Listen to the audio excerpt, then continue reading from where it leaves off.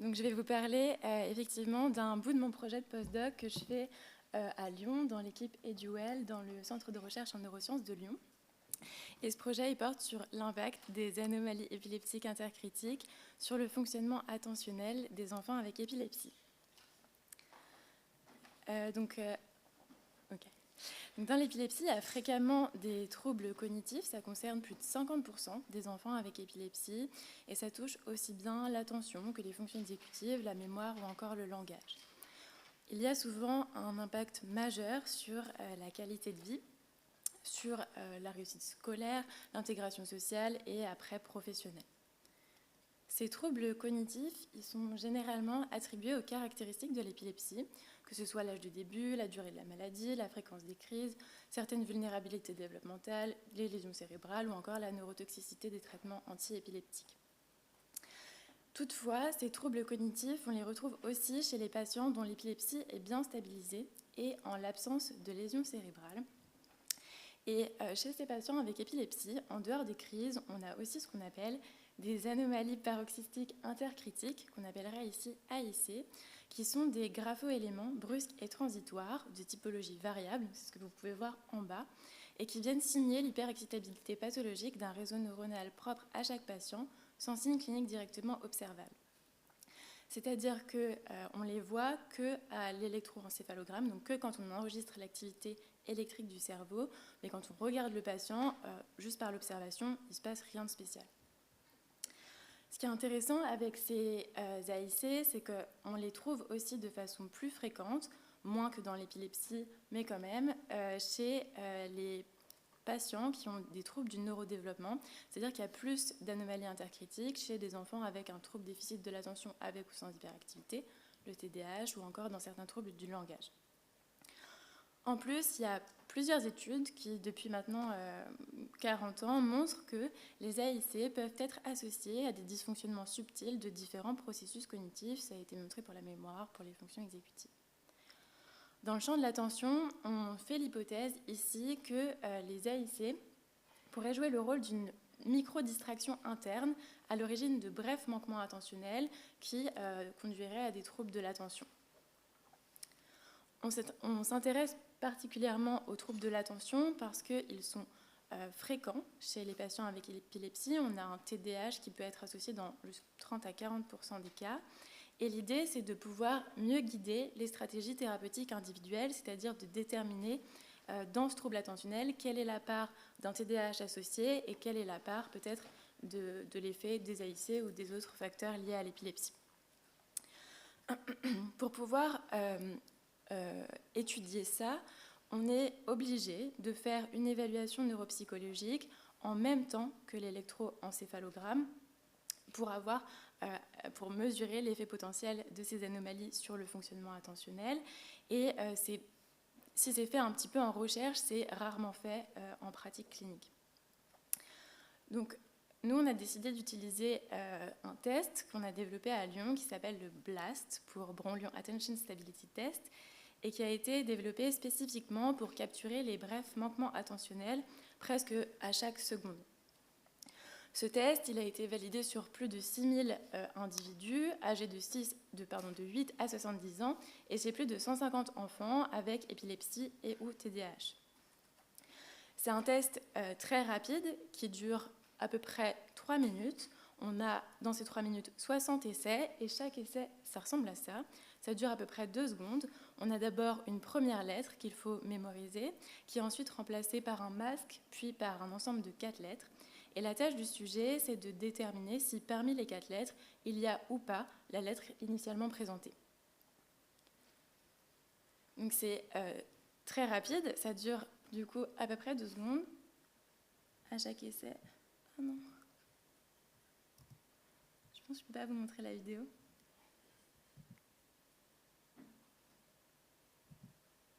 Ok, bon vous devez me croire, ça va très vite et il faut être vraiment très concentré.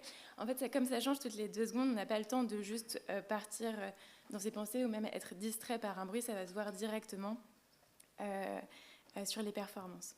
Donc ce test, on le synchronise à l'EEG, donc on a à la fois les marqueurs électrophysiologiques et aussi les mesures comportementales. Et donc dans les mesures comportementales, on va enregistrer le temps de réponse, le temps de réaction à chaque essai, les erreurs et les omissions, et 2 mesures spécifiques, stabilité et intensité. Stabilité, c'est la capacité à faire plusieurs essais corrects avec un temps de réaction régulier, c'est-à-dire pas de grandes fluctuations dans le temps de réponse. Et intensité, c'est la capacité à faire plusieurs essais corrects le plus rapidement possible, avec l'idée qu'en fait, plus on est concentré, plus on est rapide et précis. Donc, pour notre étude, l'objectif, c'était de déterminer l'impact des AIC sur l'attention, de déterminer l'impact à la fois cumulatif, c'est-à-dire est-ce que plus il y en a, plus on a un impact sur les performances, en considérant aussi tout le tableau des autres variables liées à l'épilepsie qui peuvent influencer les performances attentionnelles, et aussi de mesurer un peu l'effet plus transitoire à l'échelle de chaque essai. L'objectif plus clinique, c'était de valider notre protocole en situation de routine. On avait donc 119 enfants avec épilepsie de 6 à 18 ans, des syndromes très variables, et la moitié à peu près avait un TDAH qui était associé. Et quand on regarde la distribution des AIC dans chaque session du BLAST, ça va de 0 à presque, vous ne voyez pas là, mais ça fait presque 180, il y a des patients qui ont 180 AIC par session de 3 minutes. Et donc on a décidé de n'utiliser pour nos analyses que les résultats des patients qui présentaient au moins une anomalie pendant le BLAST, et donc ça nous fait à peu près la moitié de l'échantillon. Et donc on pouvait à partir de là comparer les essais sans anomalie des essais avec anomalie. Donc on voit sur la partie droite un essai avec 2 anomalies au cours d'un essai. Et ce que je ne vous ai pas dit, c'est que la version du BLAST ici, elle est un peu plus simplifiée. Il s'agit en fait ça se présente toujours pareil, une lettre, le dièse, 4 lettres, sauf qu'ici la tâche c'est simplement de déterminer si parmi les 4 lettres il y a ou pas une lettre qui est rouge. C'est plus adapté pour les enfants et du coup ça mobilise moins de processus cognitifs. Pour nous ça a été plus facile pour les analyses. Avec ça, on a pu montrer un effet cumulatif des AIC sur les performances attentionnelles. Plus il y a d'AIC, moins bonnes sont les performances au BLAST, c'est-à-dire plus les temps de réaction augmentent, plus il y a d'erreurs, moins bonne est la stabilité, moins bonne est l'intensité. Et ceci est vrai quelles que soient les autres variables, les autres caractéristiques de l'épilepsie, c'est-à-dire c'est vrai quel que soit le type d'épilepsie, le nombre de traitements, la fréquence des crises au cours des 12 derniers mois, l'âge de début de la maladie et l'association avec un TDAH. On a aussi pu montrer des effets transitoires de ces anomalies intercritiques. On a montré que les temps de réaction pour les essais avec AIC, qui sont représentés ici en rouge, sont significativement plus élevés que pour les essais sans AIC. C'est une augmentation d'à peu près 80 millisecondes, ce qui n'est pas grand-chose, mais à l'échelle d'un temps de réaction simple, oui, ça commence à faire quand même quelque chose de vraiment significatif. Et on a ensuite montré ces effets au niveau des marqueurs électrophysiologiques. On a fait une modélisation du potentiel évoqué pariétal au niveau des électrodes, donc P3, P4 et PZ. Et on a regardé donc, la réponse évoquée à la présentation des 4 lettres pour les essais avec et sans AIC. Et on a montré que pour les essais avec AIC, donc en rouge, on a une diminution de l'amplitude du potentiel évoqué. Et c'est vrai aussi dans la période d'intérêt entre 300 et 500-600 millisecondes qui correspond classiquement à la P300 qui est censée refléter l'engagement attentionnel, donc la réponse positive ample à 300 millisecondes. Donc, on a pu montrer avec cette étude que les AIC jouent bien le rôle d'une micro-distraction interne à l'origine d'une fluctuation des performances.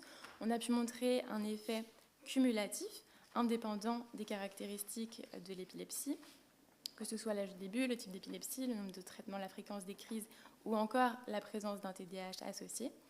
Et on a aussi pu montrer un effet transitoire, et ça rejoint ce qui avait été suggéré initialement dans la littérature, un transient cognitive impairment, qu'on voit un peu plus aujourd'hui dans les études récentes chez les patients qui sont implantés, donc en EEG intracrânien, où là, ils font effectivement des études essai par essai, et il compare les essais avec et sans anomalie, et où il montre un impact sur la mémoire et sur la flexibilité. On a pu montrer aussi que du coup, le BLAST, c'est un bon outil pour faire une évaluation en temps réel de l'effet des AIC sur le fonctionnement attentionnel. C'est ergonomique, c'est facile à utiliser, il y a une bonne acceptation clinique par les enfants. Et donc, ça permet, on l'espère, de favoriser le diagnostic et la prise en charge individualisée de ces troubles. On peut par exemple tester l'efficacité thérapeutique en faisant du test-retest. On n'a pas d'effet d'entraînement. On peut regarder directement l'effet, par exemple, d'une molécule sur les performances. Ce qui nous reste à savoir maintenant, c'est quels sont les mécanismes de répercussion de ces anomalies intercritiques. Du coup, j'imagine qu'il n'y aura pas la vidéo non plus. Ah, ok. Donc, le réseau du BLAST, il a été très très finement cartographié en EEG intracérébral. Et donc, on sait que pour bien réussir un essai du BLAST, on doit avoir, entre autres, l'activation de certaines régions du réseau attentionnel dorsal et la déactivation en miroir de certaines régions du réseau par défaut. Et donc, on se demande comment les AIC agissent à ce niveau-là. Est-ce que c'est un effet local ou est-ce que c'est un effet un peu plus à distance sur les processus de synchronisation et de désynchronisation? Et donc ça, c'est la deuxième partie de mon projet de postdoc. Donc voilà, je remercie toutes les personnes qui ont participé à ce projet et je vous remercie également pour votre attention.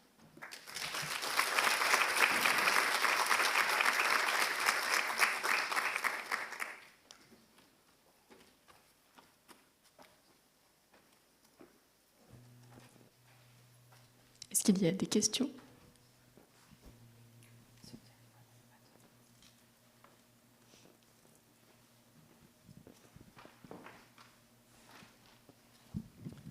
Bonjour, merci beaucoup pour la présentation.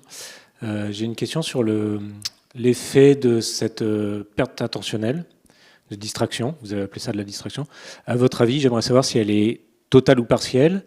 Et je crois qu'il y a un élément dans vos datas peut-être qui pourrait répondre. Si vous avez un essai dans lequel il y a cette interruption, cette AIC pendant toute la durée de la présentation du stimulus, et si c'est total, alors j'imagine que la perf est forcément à chance level, alors que si c'est partiel, peut-être que même si ça couvre l'entièreté de la présentation du stimulus, la performance n'est pas à chance level. Est-ce que par hasard, vous auriez regardé ça ? Alors non, on n'a pas regardé ça, mais c'est vrai que ça fait partie un peu des analyses après, plutôt en intracrânien. On voulait aussi, là, comme il s'agit simplement de répondre à une lettre rouge, on n'a pas les différents processus cognitifs qui sont impliqués dans la tâche. On n'a pas le maintien en mémoire de la lettre, etc. Et donc ça, on va le regarder dans la deuxième partie, en regardant où est-ce que ça tombe spécifiquement dans la tâche, et où est-ce que, dans l'essai, et où est-ce que ça tombe aussi du coup au niveau local, spatial, dans le cerveau. Mais du coup, ce qui est assez intéressant, c'est qu'on trouve un effet, quel que soit ça. Et ça montre quand même qu'il y a quelque chose qui est un peu fort, quoi.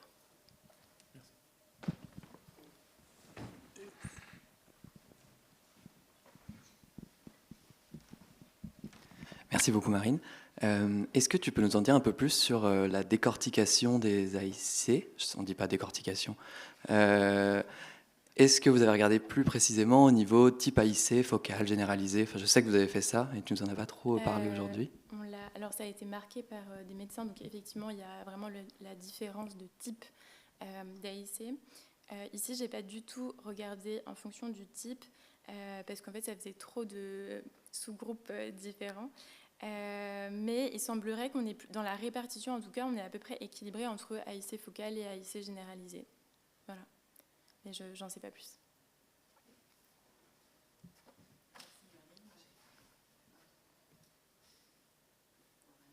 Allô ? Et en continuant, merci pour la présentation, c'était super clair.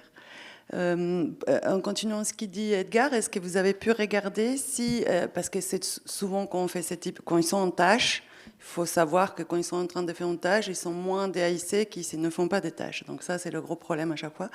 Donc je me demandais, est-ce que les patients pour lesquels il y a plus des AIC, est-ce qu'ils sont des AIC généralisés ou est-ce qu'ils sont, en faisant suite à la question d'Edgar, est-ce que, même s'il n'y a pas d'analyse, est-ce que tu as une idée un peu, toi, que tu connais bien les patients? Pour ceux qui en ont le plus, qu'est-ce que c'est comme type? Je sais pas. Par contre, effectivement, c'est vrai, vu qu'on a 3 sessions de blast, on voit très bien la recrudescence, surtout de pointe après la tâche, juste après, entre les essais. Mais bon, il y en a quand même pas mal dedans, donc pour l'instant, c'est suffisant. Mais non, je ne sais pas dire après. Et j'ai une dernière question.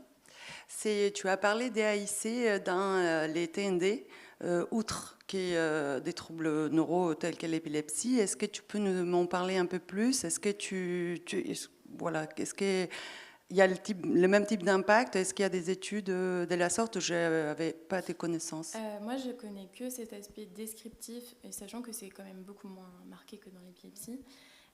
J'avais lu des papiers qui montraient qu'il y en avait quand même plus qu'en population générale et qu'il y en a aussi en population générale.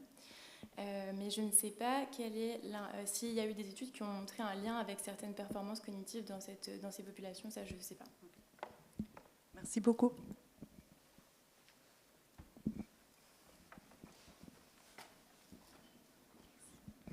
Merci beaucoup pour cette présentation. Moi, j'avais une question. Donc, dans l'échantillon, il y avait bien des enfants épileptiques et ou TDAH. Est-ce qu'il y avait des enfants qui avaient aussi juste un TDAH ou pas? Non, là, on n'a pas d'enfants que avec un TDAH. En revanche, on a fait à la base, on a un groupe d'enfants contrôle, un groupe d'enfants TDAH pur, épilepsie avec et sans TDAH, pour lesquels on a fait le BLAST. Et on se rend compte que ceux qui cumulent, c'est vraiment... épilepsie plus TDAH, c'est vraiment les performances les plus impactées. Mais voilà, on n'a pas... Et du coup, il y aurait plus d'AIC dans l'épilepsie que dans juste le TDAH, par exemple. Oui, ça c'est sûr, Okay. ça c'est certain. Et du coup, c'est un des marqueurs de l'épilepsie. Et est-ce que du coup, donc, les AIC impactent davantage la performance du coup, dans l'épilepsie que dans le TDAH? C'est sûr. D'accord, c'est certain. merci beaucoup. Dans le TDAH, il y en a vraiment très peu. Merci.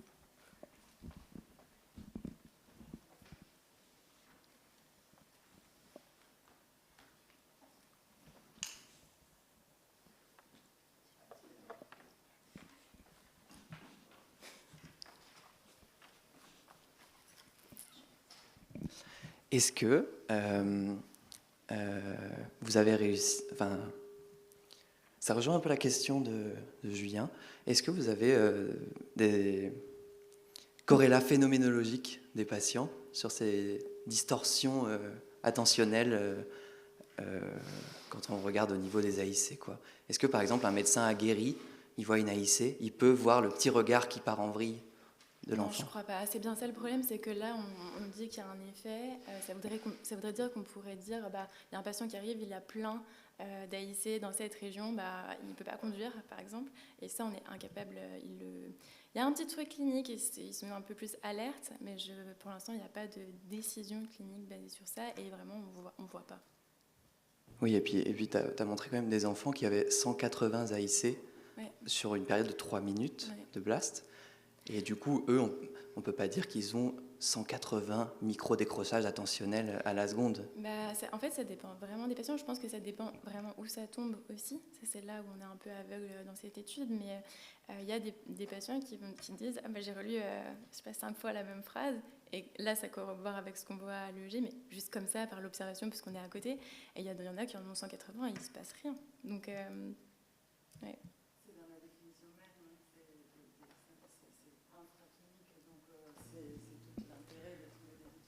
Oui, et là je me permets de faire la pub de notre prochaine recherche où on a trouvé un effet de micro-décharge généralisée en termes cliniques, plus gros, plus global, une vraie interruption du système, quoi.